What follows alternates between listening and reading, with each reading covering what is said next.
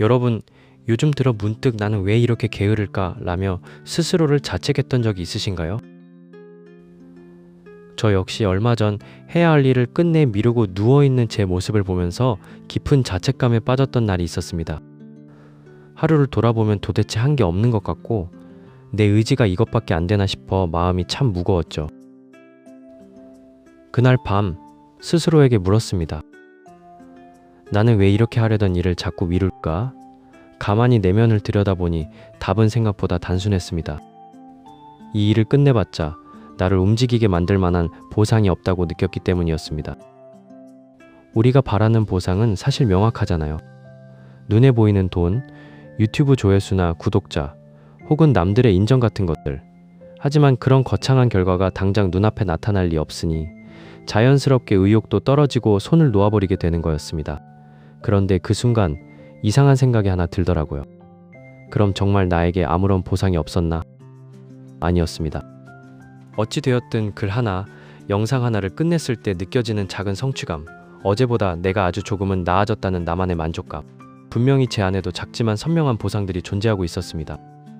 그렇다면 저는 왜 그 보상들을 까맣게 잊고 있었을까요? 이유는 단순했습니다. 퇴근 후 어렵게 대본 하나를 쓰고 뿌듯한 마음으로 유튜브를 켰는데 상단에는 3개월 만에 구독자 10만 명, 월 3천만 원 달성 같은 영상들이 떠 있더라고요. 그 수십만, 수천만이라는 남들의 화려한 성공을 바라보다가 다시 제 책상으로 돌아오는 순간 제가 오늘 온 힘을 다해 만들어낸 대본 하나는 고작 하찮은 것이 되어버렸습니다. 결국 저는 보상이 없어서 안 움직였던 게 아니었습니다. 남들의 100짜리 보상을 부러워하느라 오늘 내 손으로 만들어낸 일이라는 보상을 스스로 0으로 만들어버리고 있었던 거죠. 일을 만들어 놓고 계속 남의 100만 올려다보고 있었으니 내가 도대체 무엇을 해낸들 기쁠 수가 있었을까요? 우리는 흔히 오늘도 이것밖에 못했네라며 스스로의 게으름을 탓하곤 합니다. 하지만 알고 보면 우리가 게을러서 작은 성취를 못 만든 게 아니라 내가 만든 그 작은 성취들을 계속 하찮게 여기다 보니 끝내 다시 시작할 힘까지 잃어버렸던 건 아닐까요? 문득 예전에 돌아가신 할머니가 저에게 해주셨던 말씀이 떠올랐습니다. 살아생전 할머니는 저에게 너무 돈돈거리며 살지 마라 라는 말씀을 자주 하셨어요. 그땐 돈이 있어야 하고 싶은 것도 하고 편하게 사는데 왜 저런 말을 하실까 싶어 잘 이해하지 못했습니다.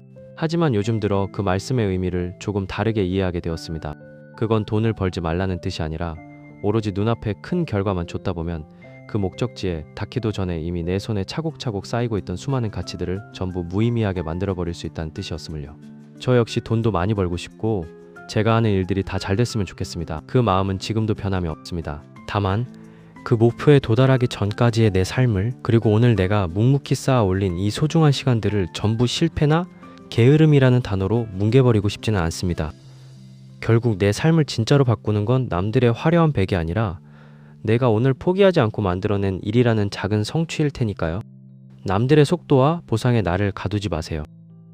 오늘 여러분이 만들어낸 그 작지만 값진 일을 스스로 인정해 줄 때 우리는 생각보다 훨씬 더 단단하게 앞으로 나아갈 수 있습니다.